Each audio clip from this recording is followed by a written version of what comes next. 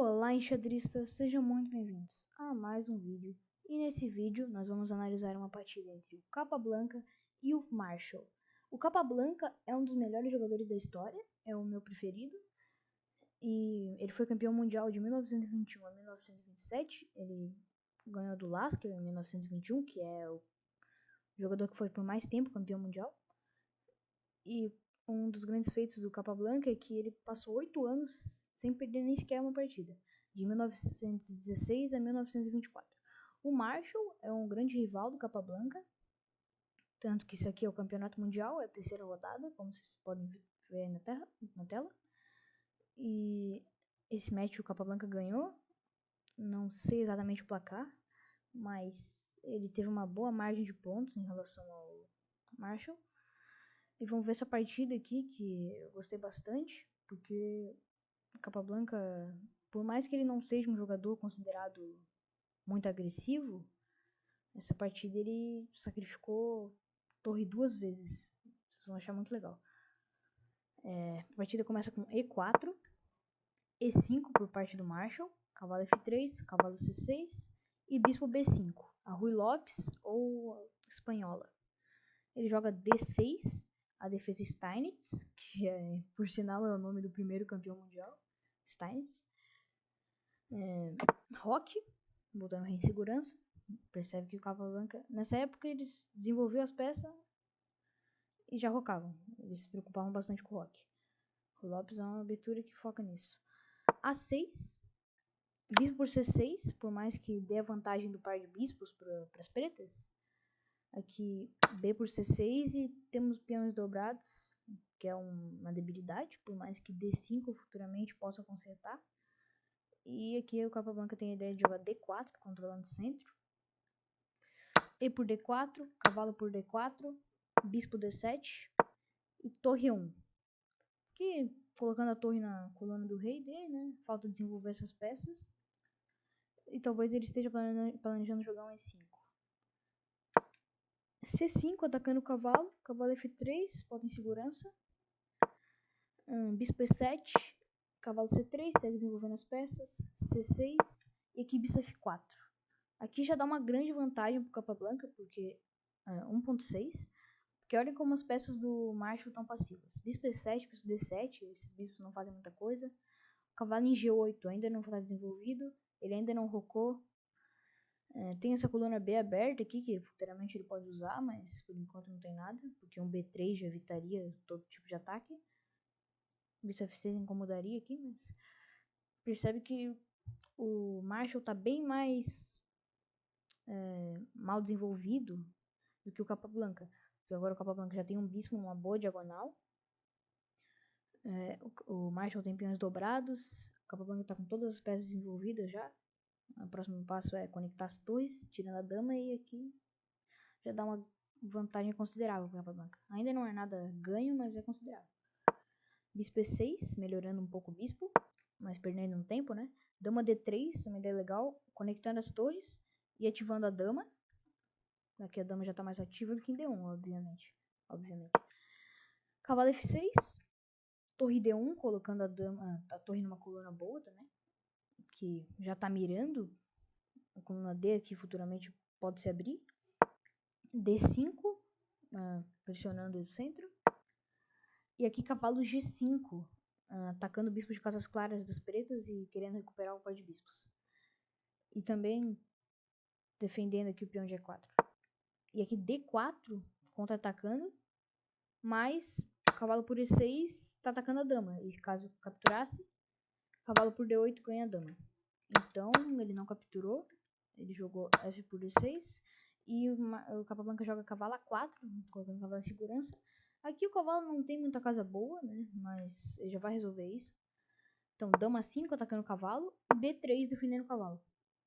Tem certa debilidade aqui em C3, mas não tem muito que atacar em C3 por enquanto. A ideia do Capablanca é passar o cavalo para B2, futuramente C4, e é uma casa muito boa. É uma espécie de poço avançado. No próprio território das brancas, mas como não tem nenhum peão que possa atacar o cavalo, é uma boa casa para o cavalo. Torre D8, colocando a torre numa coluna, uma coluna semi-aberta, porque não tem o peão branco, mas tem o peão preto. Cavalo B2, manobrando o cavalo. Cavalo H5, atacando o bispo de casas escuras, das pretas, das brancas. Bispo E5, colocando o bispo nessa diagonal aqui. O peão por enquanto está defendido, mas o cavalo está escravo. E impedindo que as pretas joguem C4 outra hora. Por enquanto não tem a mínima ameaça de jogar C4. Mas daí o bispo agora tá botando uma pressão em D4 também. Roque, cavalo C4. Percebe como o Marshall só fez roque no lance 19, sim. Que dá 3 pontos de vantagem pro Capablanca. Tudo isso pela atividade das peças. O Capablanca é um jogador que jogava muito por isso. Ele não sai louco por táticos no início. Ele vai, roca, desenvolve as peças e depois ele vê o que faz, né? Até porque é isso que se deve fazer. Até existem aberturas totalmente normal sair atacando no início, né? Mas esse estilo de jogo na época hipermoderna do xadrez, que é anos 1900, era bem comum. Roque, cavalo C4 atacando a dama das pretas, dama B4 e dama H3, passando a dama para ataque. Aqui tá atacando o cavalo e ao mesmo tempo que ataca o peão de G6 e não tem como defender os dois ao mesmo tempo de um jeito bom, né? Porque esse aqui defenderia os dois por parte da dama, mas simplesmente o bispo toma. Então, o Capablanca jogou Marshall jogou G6 defendendo o cavalo e dama por E6 cheque. Torre F7, única defesa, porque estava caindo o bispo. E aqui G4, atacando o cavalo e percebeu que tá quase em casa, né? Aqui esse cavalo G7, o bispo toma e depois toma aqui, tá com um peão a mais. Não, 2 peões a mais, tá muito bom. Mas ele preferiu jogar bispo H4, que é um erro, mas é uma ideia legal. Porque ele quer, caso tome aqui, bispo por F2, rei H1 e bispo por E1 ganha uma torre, né? Mas o Capablanca aqui pensou, né? Pensou bastante e jogou G por H5, sacrificando a torre, né? Basicamente sacrificou 2 qualidades. Ele sacrificou 2 torres por 2 peças. Não, tá certo, sacrificou uma qualidade. Ok, daí aqui bispo por F2, rei H1 e aqui ele não jogou torre por E1 porque ele não jogou bispo por E1 porque caso o bispo por E1 H por G6 aqui tava atacando a torre não pode sair porque a dama tá cravando ela, tinha que tomar. Dama por G6 cheque, rei F8 única, porque torre G7 mate. Rei F8. E aqui tanto o bispo D6 quanto o cavalo D6 ganha fácil. Mas cavalo D6 é o melhor.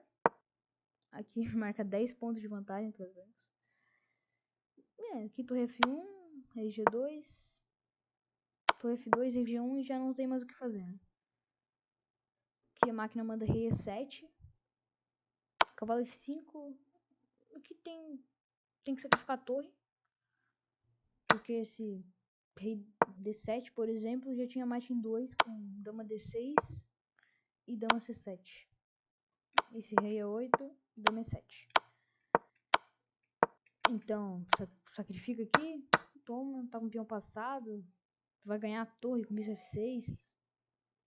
Aqui, ó. Por exemplo, já bispo D6 e ganha a torre. Então, não tinha muito o que fazer, por isso que ele não tomou em A1.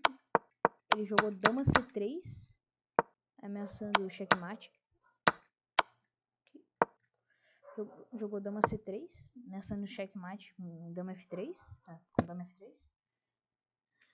E o Capablanca jogou um lance muito bonito, o mais bonito dessa partida, na minha opinião, que é o torre E3. Olha que lance lindo. Aqui sacrificando a torre de 3 formas diferentes. Se peão toma, torre por D8, checkmate. Se dama toma, cavalo por dama e ganhou coisa aqui já. Daí já tem H por G6, totalmente ganho. Mate em 5, inclusive. Então, só sobra tomar de bispo. só que se toma de bispo, ganha H por G6 e é praticamente a mesma linha de antes. Aqui cavalo D6 e não tenho o que fazer de novo. Aqui torre D, D7, toma aqui, bispo D6, rei 8, E5 aqui vai jogar E6, vai ganhar a torre. Não tem ataque para os brancos, tá vendo? Bispo F2, ameaça mate aqui, mas não tem nada. Na verdade nem era mate que tinha dama G2. Ok, então o Marshall não jogou nada, nenhum dessas três tomadas. Ele jogou dama por C2, que percebeu isso, né? E Capablanca jogou torre D3, torno da torre, dama E2, e aqui cavalo D6 infiltrando na posição das pretas, já tá em colapso aqui, mesmo com só 2 peões a menos, tá 8 pontos para os brancos de vantagem. Cavalo D6, torre por D6, bispo por D6, bispo E1, tá tentando alguma coisa aqui, dama F1, mas dama R8, rei G7 e H6, e abandonou Marshall porque não tem casa pro rei aqui na primeira fileira. E se rei F6, dama E5, checkmate. E aqui, se toma em H6, dama por F7, 8 pontos de material a mais, totalmente ganho. O que vocês acharam dessa partida? Por isso que eu gosto tanto do Capablanca, esse estilo de jogo dele, acho muito legal. Eu vou colocar a análise do chess.com depois. E o chess.com tá meio louco, ele não dá nenhum brilhante pro Capablanca, por mais que Capablanca tenha jogado, na minha opinião, 2 lances brilhantes. O primeiro foi capturar aqui, porque tá sacrificando uma torre, né? E o outro foi esse torre 3 aqui, que pra mim não faz sentido não ser brilhante. Agora vamos para a análise. Galera, e aqui tá a revisão da partida, uma partida excepcional do Capablanca. 95.6 de precisão contra 85.1 do Marshall, que também não é nada mal. Como eu disse, o chess.com tá meio pirado, porque não deu brilhante nem no torre 3, nem no G por H. Pra mim foram 2 lances muito brilhantes. E 2 lances excelentes. 15 melhores lances contra 13. E com apenas um erro do Marshall, já foi suficiente para a vitória do Capablanca, né? Espero que vocês tenham gostado do vídeo. É para ser uma série no canal, analisando partidas de grandes mestres. E até a próxima. Valeu!